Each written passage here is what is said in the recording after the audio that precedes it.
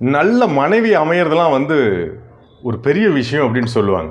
அதுலேயும் நல்லா சமைக்க தெரிஞ்ச மனைவி அமையிறது ஒரு பெரிய பாக்கியம் அப்படின்னு சொல்லுவாங்க.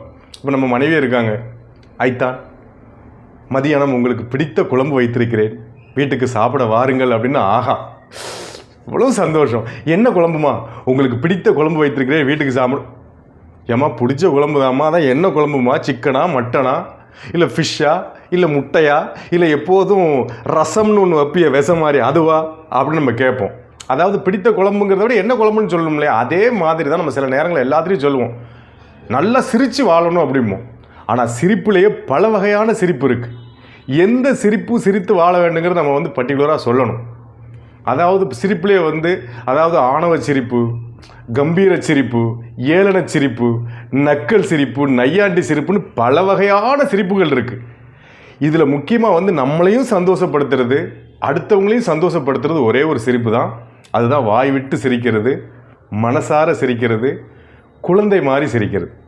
வாய் விட்டு சிரிங்க, சந்தோஷமா இருங்க. மீண்டும் சந்திப்போம்.